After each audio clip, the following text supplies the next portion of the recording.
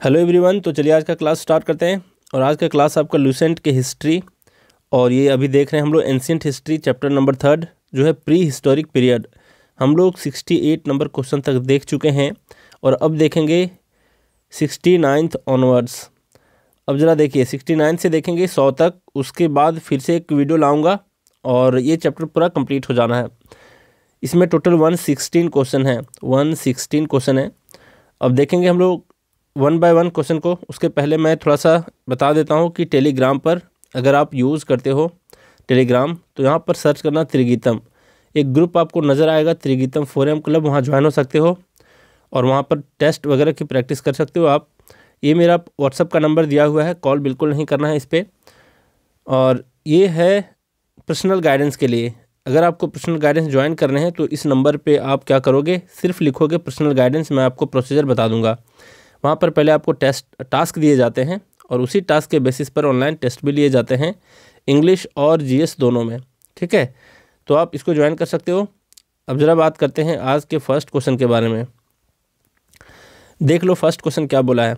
यहाँ पर बोला है the ash mounts from Deccan represent, मतलब डेक्कन प्लेट्यू में बहुत मात्रा में कह सकते हो कि ऐश के माउंट्स मिले हैं। ऐश के माउंट्स का मतलब होता है राख के टिल्ले। ऐश का मतलब राख हो गया, ऐश का मतलब राख और माउंट्स का मतलब टिल्ला। तो राख के बहुत अधिक मात्रा में मिले हैं वहाँ पर टिल्ले। ठीक है, कहाँ पर, डेक्कन प्लेट्यू में। इसका एक और भी नाम है, क्वेश्चन में घुमा सकता है कि cinder mounts, SINDER, cinder mounts कहाँ पर मिले हैं, तो ये भी है आपके साउथ इंडिया में डेक्कन प्लेट्यू में, और वहाँ पर मिले हैं। तो ये बोल रहा है कि सिंडर माउंट्स या फिर ऐश माउंट्स जो हैं वो क्या रिप्रेजेंट करता है, वो क्या बताना चाहता है, आखिर ये आया कहाँ से। ठीक है, यही क्वेश्चन पूछ रहा है आपसे। कलर थोड़ा चेंज कर देता हूँ। देखो यहाँ पर बोला क्या है, फर्स्ट नंबर ऑप्शन में sites where personages were cremated. Personages का मतलब होता है जो बहुत ही विशिष्ट व्यक्ति जो हुआ करते थे उसको क्रिमेट किया गया था, जलाया गया था, उसके राख हैं क्या ये? नहीं, बिल्कुल नहीं।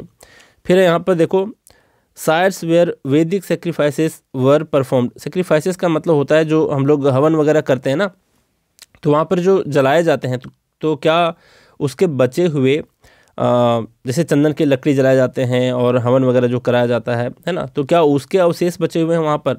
नहीं, ये भी इसका आंसर नहीं है। तो आखिर किस चीज़ को रिप्रेजेंट करता है सिंडर माउंट्स और फिर ऐश माउंट्स? वो जो राख के टिले हैं वो किस चीज़ को बताता है?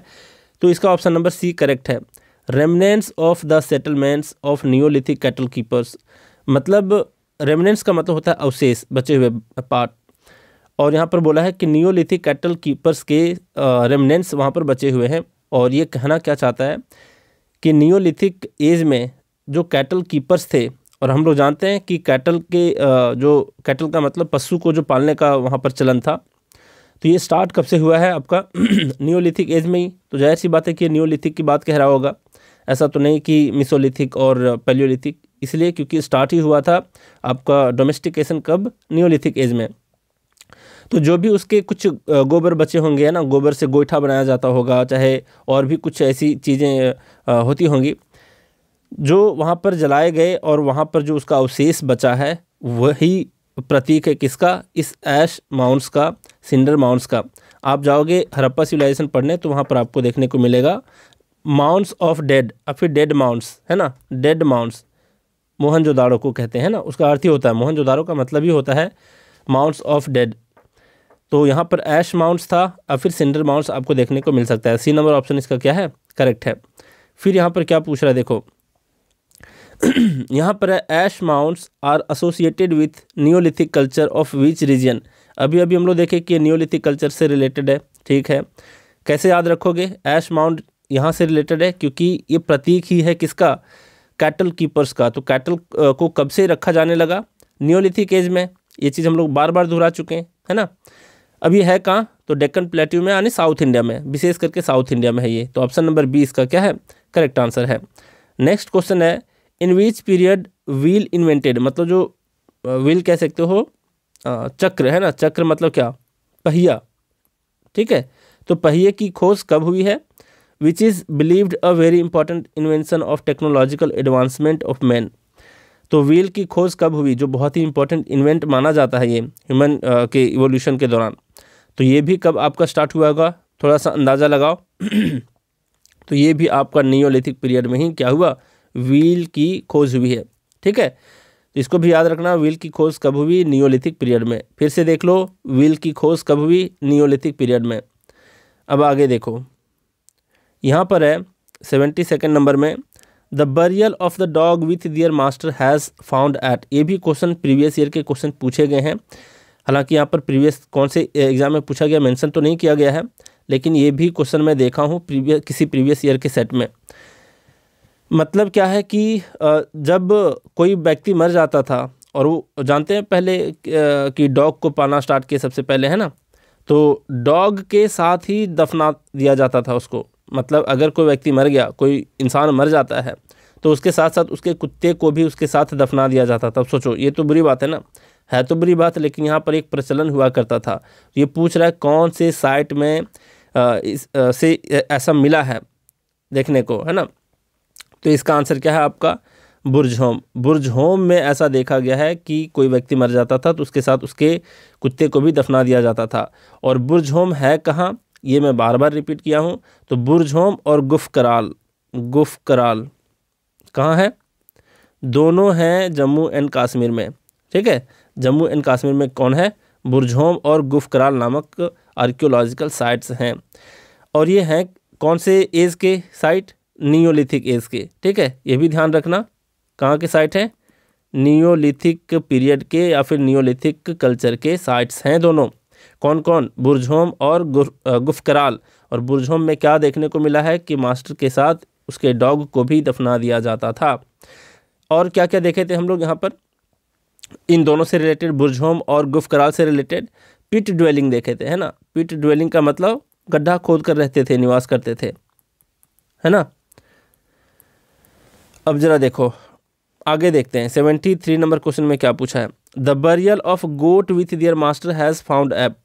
मतलब कोई इंसान मर जाता था तो उसके बकरे को भी उसके साथ क्या किया जाता था, दफना दिया जाता था। तो ये कहाँ से मिला है, ये तो डॉग का था, यहाँ पर गोट आ गया है, तो बताना है आपको। इसका आंसर है आपका मेहरगढ़। और मेहरगढ़ है कहाँ, बलूचिस्तान में। ठीक है, तो डॉग को दफनाया जाता था उसके मास्टर के साथ बुर्जहोम में, गोट को दफनाया जाता था उसके मास्टर के साथ मेहरगढ़ में। फिर से देख लो, डॉग को दफनाया जाता था उसके मास्टर के साथ बुर्जहोम में, गोट को दफनाया जाता था उसके मास्टर के साथ मेहरगढ़ में। मेहरगढ़ है कहाँ, तो बलूचिस्तान पाकिस्तान में पड़ता है। अब मेहरगढ़ से रिलेटेड क्या क्या देखे थे हम लोग, फिर से देखो एक बार, मेहरगढ़ से क्या क्या देखे थे। यहाँ पर देखे थे earliest evidence of settled life. आप फिर दूसरे शब्दों में कहें तो अर्लीस्ट एविडेंस ऑफ एग्रीकल्चर कहाँ से मिला है, मेहरगढ़ से मिला है। ठीक है, एक क्वेश्चन यहाँ पर क्लियर।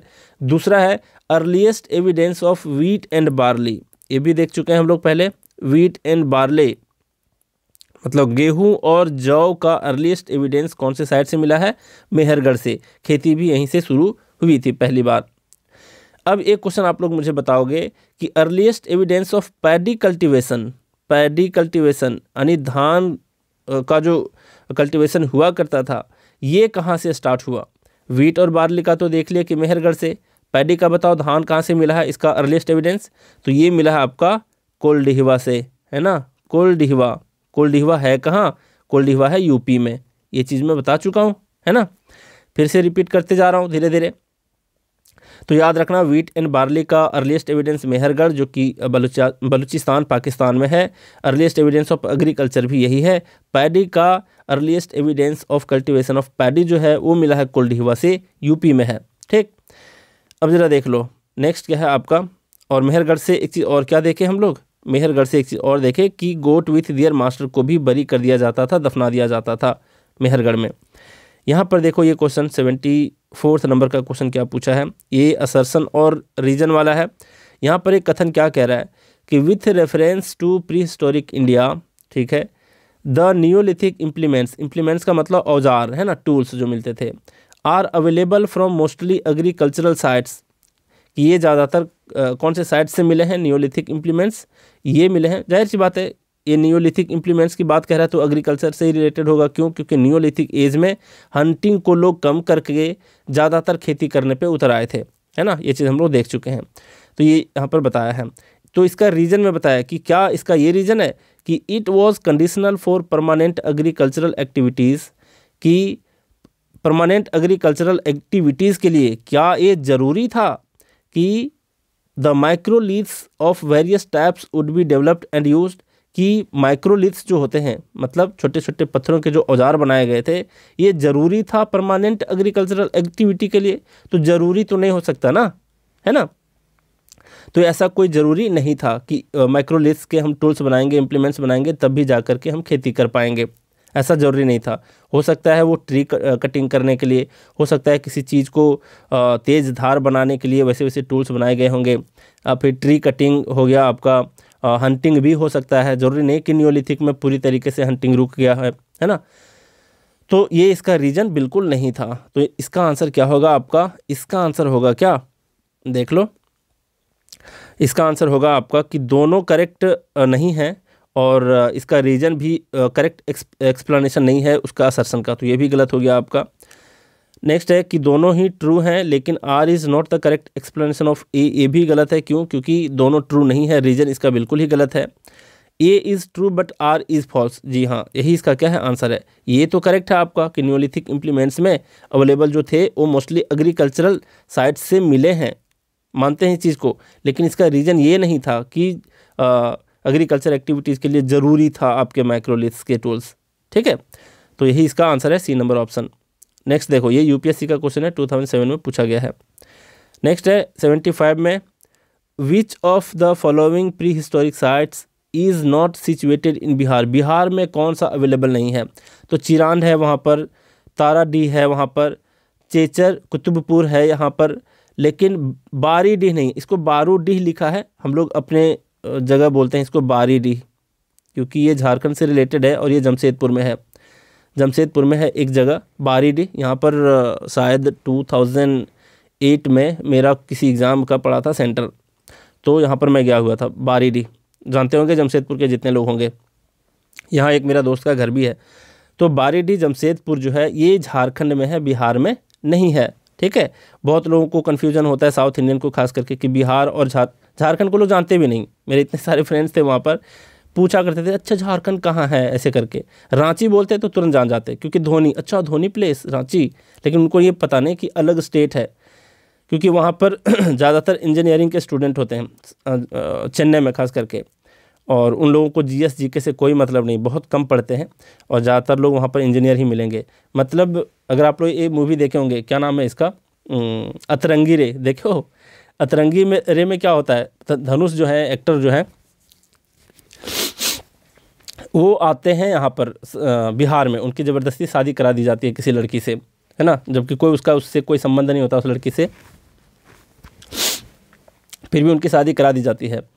तो क्या इससे मैं क्या कहना चाहता हूँ, हाँ, वो जब पोल पे चढ़ जाता है, वहाँ पर बाढ़ आती है और वहाँ पर पोल पर चढ़ जाता है अपनी गर्लफ्रेंड से बात करने के लिए, जो साउथ इंडियन होती है उसकी गर्लफ्रेंड, तो उससे पूछता है अरे क्या इंजीनियरिंग कुछ तो उसको टाउंट मारता है उसका कोई फ्रेंड, इतने ऊपर क्यों चढ़ जाते हो।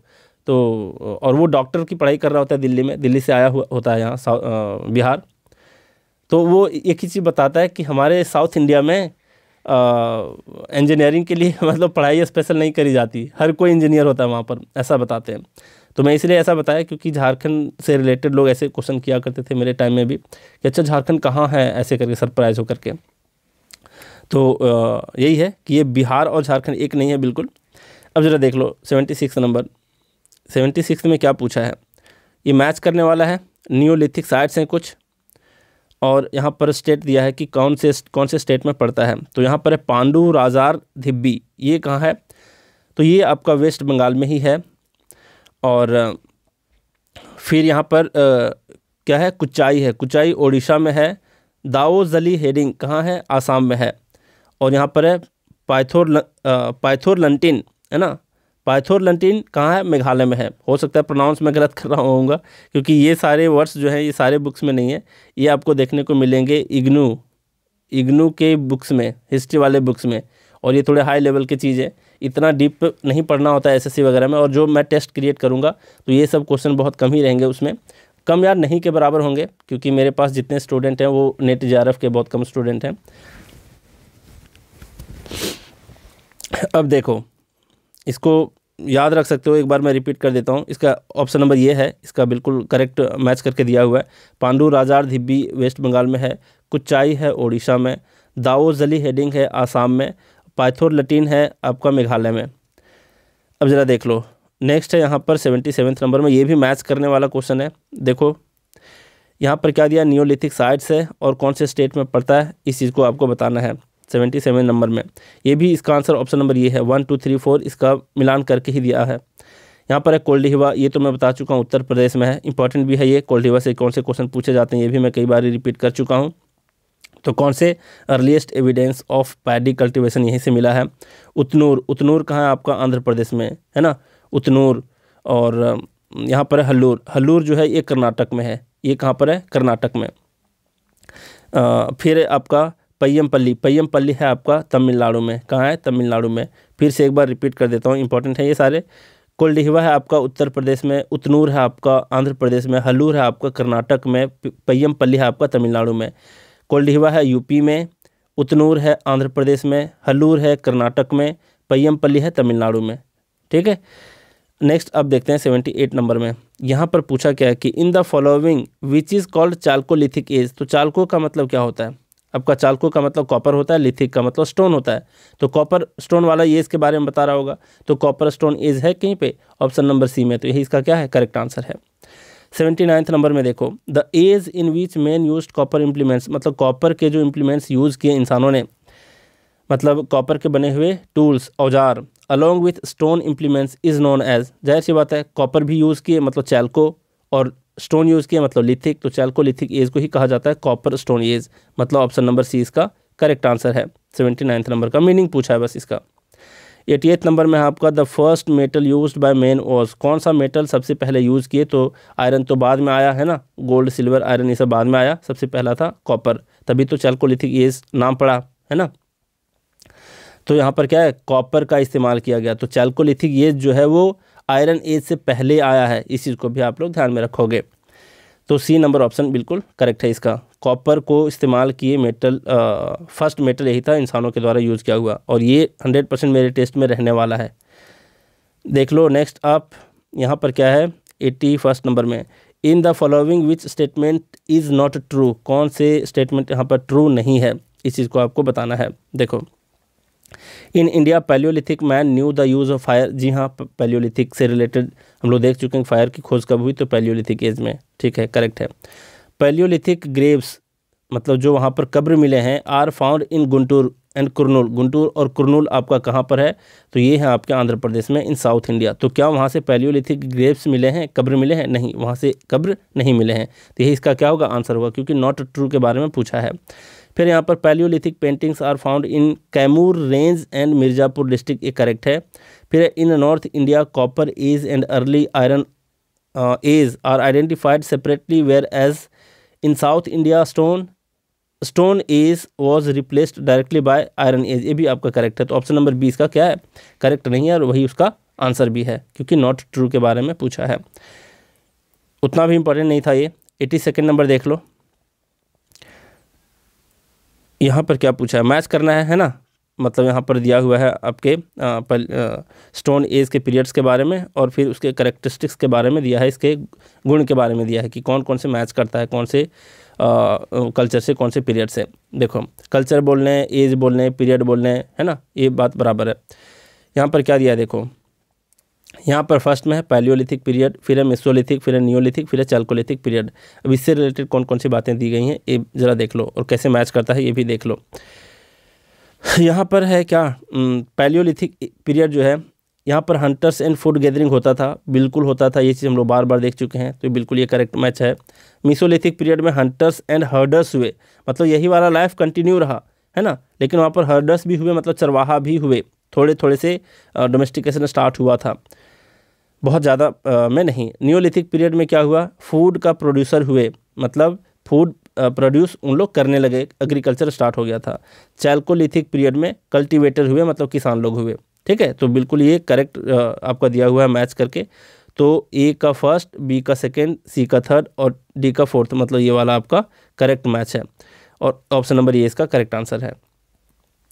फिर यहाँ पर क्या दिया है 83 नंबर में, देखो यहाँ पर मैच करने वाला है कौन से पीरियड का कौन सा फीचर है। यहाँ पर क्या दे रखा है, यहाँ पर दिया है आपका पैलियोलिथिक पीरियड का क्या केव ड्वेलिंग होता था, मतलब वो लोग केव में रहते थे। अब फिर इसको कह सकते हो क्या कह सकते हो इसको, रॉक शेल्टर है ना, रॉक शेल्टर या फिर केव ड्वेलिंग कह सकते हो। ड्वेलिंग का मतलब रहना, ठीक है।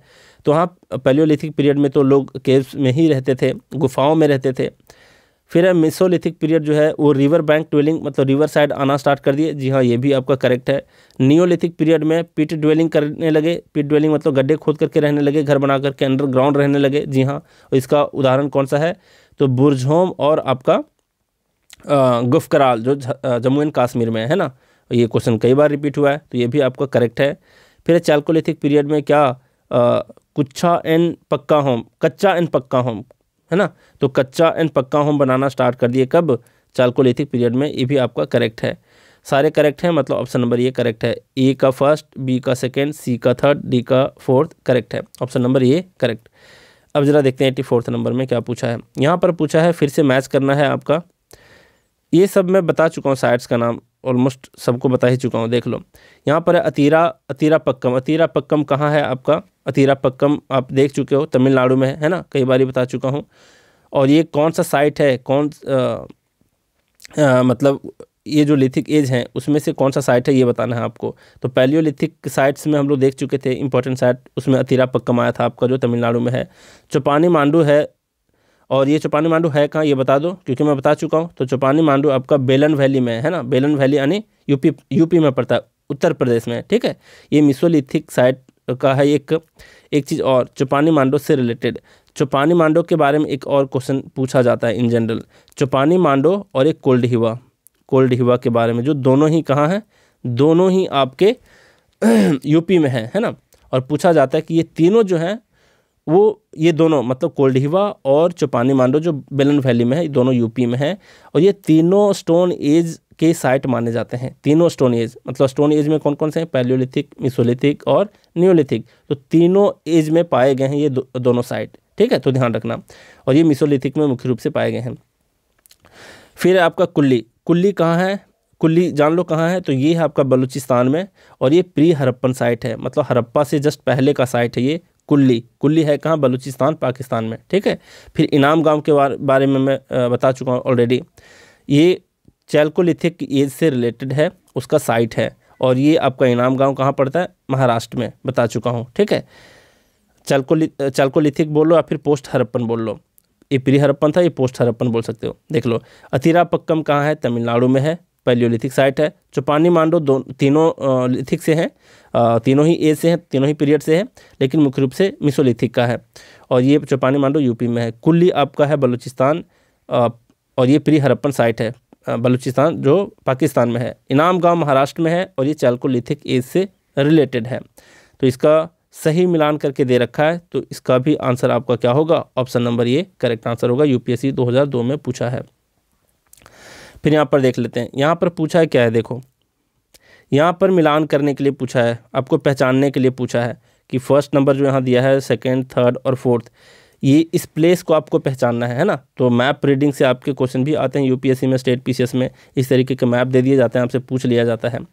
तो फर्स्ट नंबर ऑप्शन यहाँ पर देख लो, जिस तरीके से ऑप्शन दिया है उसके हिसाब से मैं डायरेक्टली आंसर ही बता देता हूँ कि इसका आंसर है आपका बी नंबर ऑप्शन। ये क्यों नहीं, ये देख लेते हैं।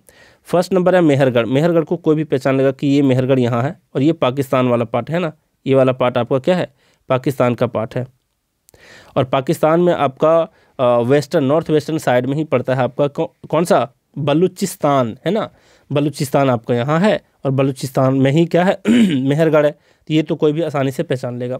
सेकंड नंबर देख लो, ये इंडिया के अंदर है, इंडिया का मैप यहाँ से यहाँ गया हुआ है ना। अब जरा देखो, अब ये सेकंड नंबर है, तो सेकंड नंबर आपको कहाँ नज़र आ रहा है, तो कोट दीजी जो है, कोट दीजी कहाँ है आपका, तो ये तो सिंध पाकिस्तान में है, तो पाकिस्तान के अंदर तो है नहीं, ये इंडिया के अंदर है। तो ये तो ऑप्शन नंबर ये गलत हो गया ना। तो ये है आपका राजस्थान का पार्ट देख रहे हो, सेकंड नंबर है आपका राजस्थान का पार्ट, और राजस्थान का एक ही यहाँ पर दे रखा है कालीबंगन, जो कि बिल्कुल करेक्ट है। थर्ड नंबर देख लो, थर्ड नंबर यहाँ पर है। तो भारत का नक्शा तो ऐसे गया हुआ है ना, इस तरीके से गया हुआ है आपका। अब यहाँ पर देखो थर्ड नंबर जो है ये आपका सिंधु घाटी के आजू बाजू है, सिंधु घाटी यानी सिंधु नदी के इर्द गिर्द है, और ये थर्ड नंबर आपका पड़ जाता है पाकिस्तान में, और ये सिंध डिस्ट्रिक्ट में है, ठीक है, सिंध पाकिस्तान में। तो सिंध में कौन सा पड़ता है आपका, कोट दिजी जो है, कोट दिजी है आपका एक साइट है जो सिंध पाकिस्तान में पड़ता है, तो ये बिल्कुल करेक्ट है आपका थर्ड नंबर। सुरकोतड़ा है गुजरात में, गुजरात में देख रहे हो, फोर्थ नंबर सुरकोतड़ा गुजरात में। तो इस तरीके से साइट के अगर आप जानते हो कौन से स्टेट में पड़ता है आसानी से टिक लगा पाओगे। और ये चारों जो ऑप्शन दे रखा है ये हड़प्पन पीरियड से रिलेटेड दे रखा है, मेहरगढ़ को छोड़ करके, मेहरगढ़ में प्री हड़प्पन माना जाता है ये, ठीक है। अब जरा देख लो, और ये तीनों कोट दिजी, कालीबंगन और सुरकोतड़ा ये सारे आते हैं हड़प्पन पीरियड से रिलेटेड। कोट दिजी भी आपका प्री हड़प्पन से आता है, थोड़ा बहुत पढ़ोगे डिटेल तब पता चलेगा। तो इसका ऑप्शन नंबर क्या है सही, बी नंबर ऑप्शन। फिर 86 नंबर में क्या पूछा है कि which one of the following prehistoric site is known as Tambavati. Tambavati है ना, ताम्बवती कहाँ पड़ता है, कहाँ पड़ता नहीं है, मतलब कौन सा ऐसा प्री हिस्टोरिक साइट है जो तंबवती के नाम से भी फेमस है। तो ये है आपका ऑप्शन नंबर, क्याथ नहीं है, गिलोंड नहीं है, महेश्वर नहीं है, अहर है, सी नंबर ऑप्शन इसका करेक्ट है, ठीक है। तो अहर साइट जो है ये तंबवती के नाम से भी जाना जाता है, और ये इसको कह सकते हो, अहर कल्चर को बनस कल्चर भी कहा जाता है। क्या कहा जाता है, बनस कल्चर भी कहा जाता है, ध्यान में रखोगे आप लोग, ठीक। और तंबवती, अहर, बनस कल्चर, तीनों को रिपीट कर लो एक बार, तंबवती, अहर, बनस कल्चर एक ही है, तंबवती कल्चर, अहर कल्चर, बनस कल्चर, तंबवती कल्चर, अहर कल्चर, बनस कल्चर, तीनों एक ही हैं, ठीक है। अब जरा आगे बढ़ते हैं। देखो 87 नंबर में क्या पूछा है, ये भी मैप से रिलेटेड पूछा आपसे। यहाँ पर पूछा है कि ये जो दिखाया गया है ना, ये डार्क, ये बताना है, इसको पहचानना है कि कौन सा जगह है, ये कौन से कल्चर से रिलेटेड है। तो जगह पहचान लोगे, कल्चर भी पहचान लोगे। तो ये जगह जो है आपका, ये आपका सी नंबर ऑप्शन करेक्ट होगा, मालवा कल्चर, मालवा प्रांत में है ये, है ना। तो मालवा मुख्य रूप से पड़ता कहाँ है, तो ये मध्य प्रदेश में मुख्य रूप से पड़ता है। और इसका जो सबसे लार्जेस्ट सिटी है कहाँ का, मालवा जो साइड है, मालवा में मुख्य रूप से जो सिटी पाया जाता है वो इंदौर है, ठीक है। कौन सा, इंदौर, ये कहाँ है, मध्य प्रदेश में। तो मुख्य रूप से ये आता है आपका मालवा कल्चर मध्य प्रदेश में। और थोड़ा सा आता है आपका इसमें कह सकते हो कि सदर्न राजस्थान में, मतलब साउथ वाले पार्ट राजस्थान के, और थोड़ा सा आता है यहाँ पर महाराष्ट्र का कुछ पार्ट, है ना, महाराष्ट्र का कुछ पार्ट आता है, जो नॉर्थ महाराष्ट्र का थोड़ा सा पार्ट आता है। तो इसको पहचानना आसान था, मालवा कल्चर है, मैपिंग पढ़ोगे समझ में आ जाएगा। देख लो नेक्स्ट आपका 88 नंबर में क्या पूछा है, कल्चर का नाम दिया हुआ है और आपसे पूछ लिया गया है क्या, कौन से रीजन में है। अभी अभी हम लोग देखे अहर कल्चर के बारे में, है ना। अब ज़रा देख लो इसको कैसे पहचानेंगे, क्या ये करेक्ट दे रखा है, इस साउथ ईस्ट हटा दो पहले, ये सबको ज़रूरी नहीं है इसको। देखो अहर कल्चर क्या राजस्थान में है, जी हाँ राजस्थान में ही है, जिसका नाम मैंने क्या बताया आपको कि अहर कल्चर को ही कहा जाता है ताम्बवती या फिर बनस कल्चर, ठीक है, ताम्बवती या फिर बनस कल्चर। तो ये क्या राजस्थान में है, जी हाँ। क्याथ कल्चर कहाँ है, तो ये मध्य प्रदेश में है। क्याथ कल्चर कहाँ है, मध्य प्रदेश में पड़ता है। स्वालदा कल्चर कहाँ पड़ता है, महाराष्ट्र में पड़ता है। प्रभास कल्चर कहाँ है, गुजरात में है, ठीक है। तो ये बिल्कुल ही करेक्ट दिया, मैच करके दिया हुआ है, तो ऑप्शन नंबर ये करेक्ट होगा, ए का फर्स्ट, बी का सेकंड, सी का थर्ड, डी का फोर्थ नंबर। चलिए एक बार फिर से मैं रिपीट कर देता हूँ, अहर कल्चर को ताम्बवती भी कहते हैं, बनस कल्चर भी कहते हैं, ये राजस्थान में है। क्याथ कल्चर को मध्य प्रदेश में है ये, और स्वालदा कल्चर आपका महाराष्ट्र में है। प्रभास कल्चर गुजरात में है। और ये आपको मिल जाएंगे इग्नू के नोट्स में, अगर किसी को चाहिए तो इग्नू के नोट्स पढ़ा करो, और फिर जो बुकलेट्स आते हैं उसके वो पढ़ा करो। ज़रूरी नहीं समझता मैं कि अगर आप एसएससी रेलवे की तैयारी करते हो तो ये सब क्वेश्चन आपको आए, ज़रूरी नहीं है आपके लिए, ठीक है। एसएससी लेवल के एग्ज़ाम में ज़रूरी नहीं है। अब ज़रा बात करते हैं आगे है 89 नंबर में क्या, यहाँ पर पूछा है, मैच करना है आपको। इसमें रीजन दे रखा है और कल्चर दे रखा है, कौन से रीजन से कौन सा कल्चर बिलोंग करता है। देखो यहाँ पर एक एक करके देखते हैं। इसका आंसर ही पहले देख लो तब आसानी होगा आपको पढ़ने में। इसका आंसर भी ए नंबर ऑप्शन है, मतलब ए का फर्स्ट, बी का सेकंड, सी का थर्ड और डी का फोर्थ, ये करेक्ट है।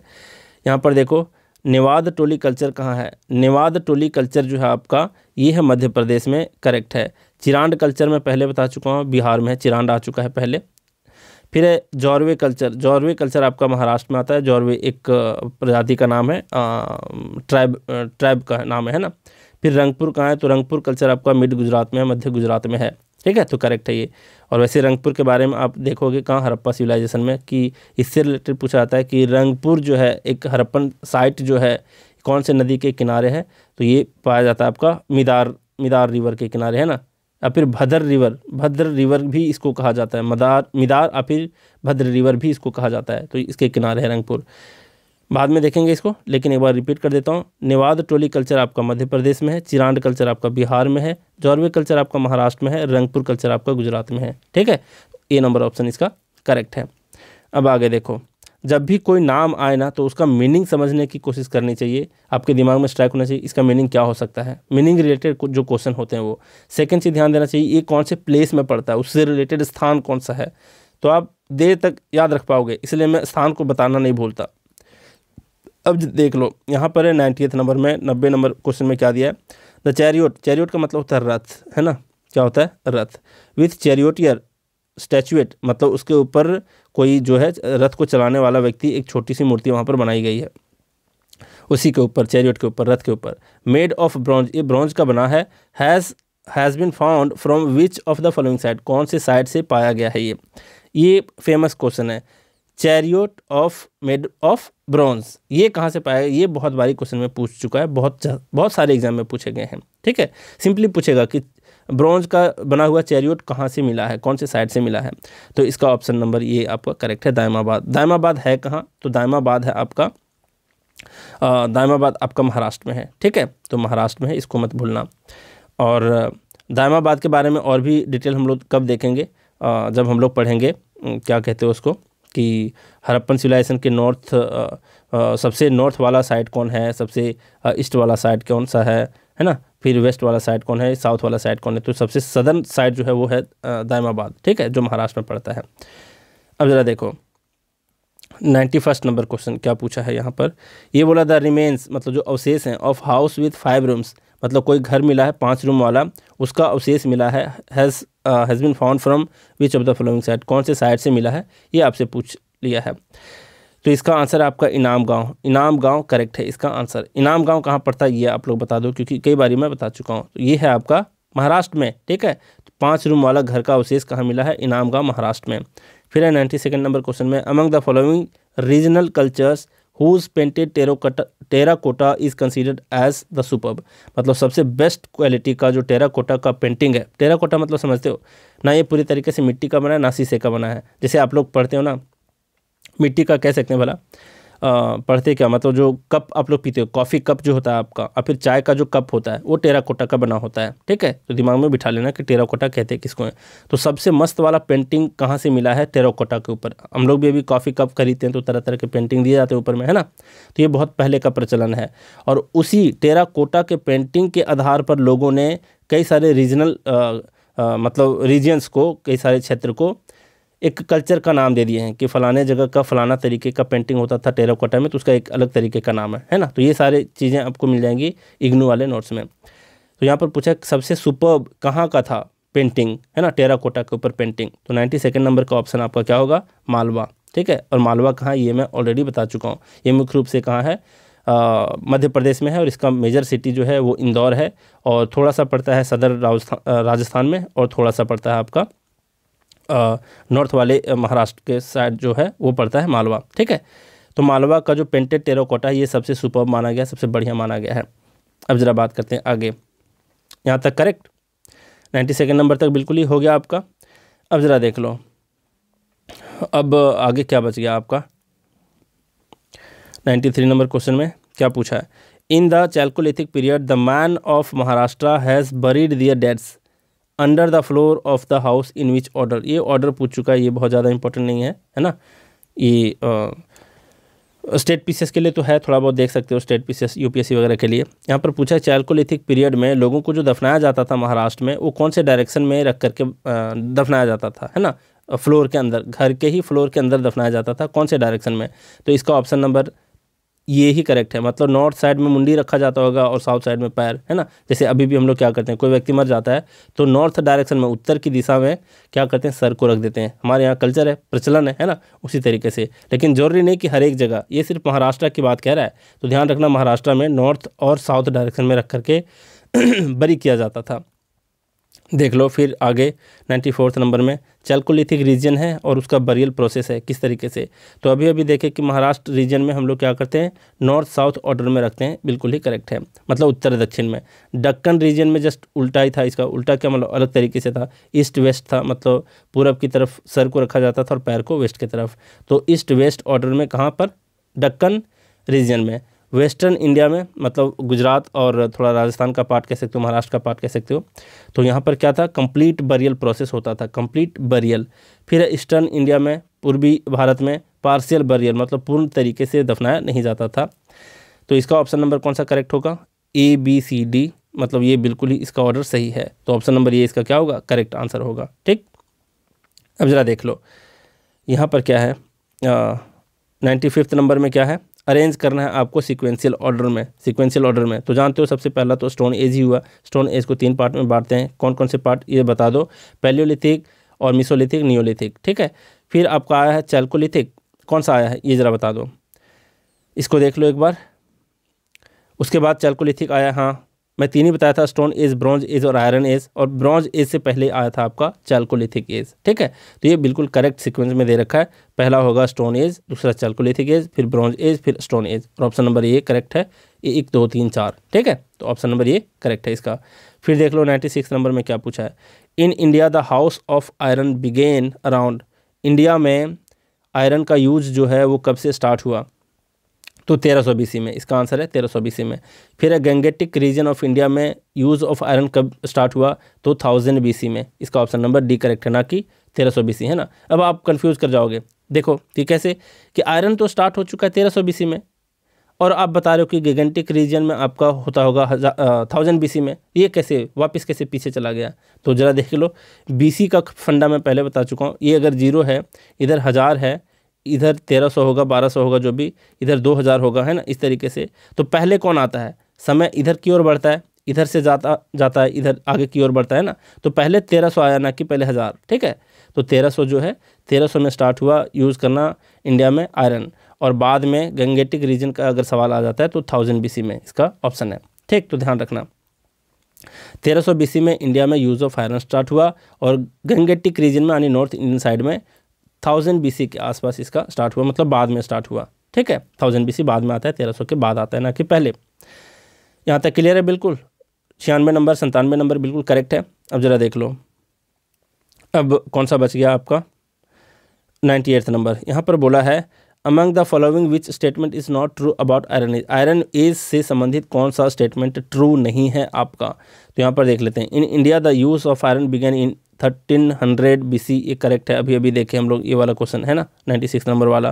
फिर बोलता है gangetic valley of north India the use of iron began in 1000 BC, ये भी करेक्ट है आपका, 97 नंबर ऑप्शन क्वेश्चन में यही था आपका।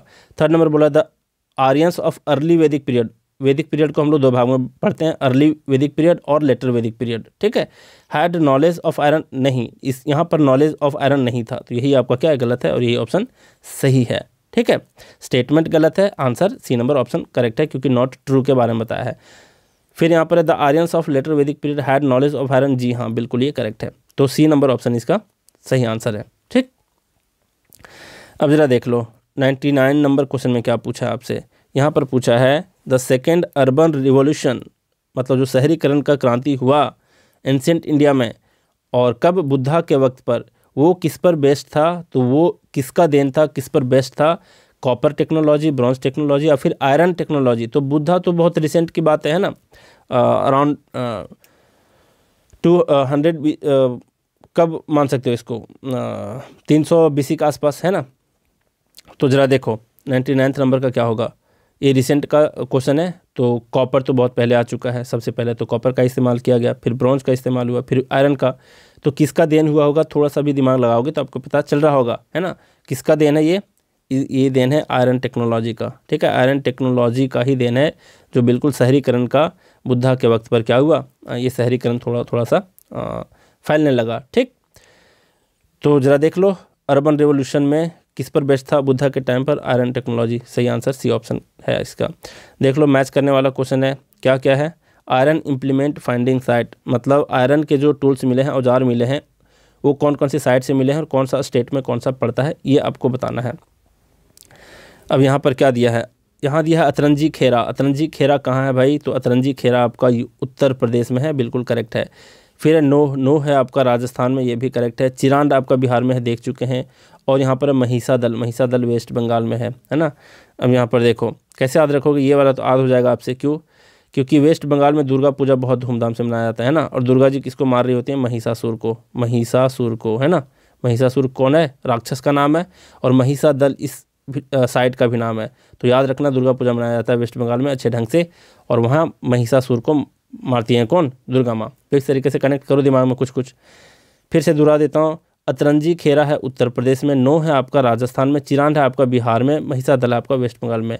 अतरंजी खेरा है उत्तर प्रदेश में, नो है राजस्थान में, चिरांद है बिहार में, और महिषा दल है आपका वेस्ट बंगाल में। ये बिल्कुल ही करेक्ट दिया हुआ है सीक्वेंस में। तो ये का बी हो गया, ए का 1 हो गया, बी का 2nd हो गया, सी का 3rd हो गया, और डी का 4th हो गया। ऑप्शन नंबर ये इसका बिल्कुल करेक्ट आंसर है। तो 100 क्वेश्चन देख चुके हैं, लगभग 16 क्वेश्चन और बचा हुआ है। मैं अगली वीडियो में तुरंत कंप्लीट कर देता हूँ उसको, ठीक है। इधर के बहुत कम ऐसे क्वेश्चन हैं, इसमें भी हैं, ऐसा नहीं कि ये टास्क में नहीं रहेगा, ये भी आपका टास्क में रहने वाला है और टेस्ट में भी रहने वाला है, इस पार्ट से भी क्वेश्चन। तो आपको ऐसा नहीं कि बिल्कुल छोड़ देना है। लेकिन जो नेट जेआरएफ की तैयारी नहीं करते, यूपीएससी की तैयारी नहीं करते, तो उसके जो क्वेश्चन होते हैं उसको भला आप थोड़ी देर के लिए क्या कर सकते हो, इग्नोर कर सकते हो, लेकिन बाकी को तो पढ़ना ही होगा आपको। तो जिसको भी ज्वाइन करना है पर्सनल गाइडेंस, जीएस और आपका इंग्लिश वोकैबुलरी के खास करके, है ना, तो आप मुझे इस नंबर पे लिखोगे पर्सनल गाइडेंस, मैं आपको बता दूंगा इंग्लिश के क्या प्रोसीजर हैं और जीएस के क्या प्रोसीजर हैं। अगर सिंपली आपको जीएस के लिए सिंपली आना होगा तो लिख देना पर्सनल गाइडेंस फॉर जीएस, मैं समझ जाऊँगा, ठीक है। तो चलिए आज भी बहुत कुछ सीखे, तो आज का क्लास हम लोग यहीं रैप अप करते हैं। Thank you very much.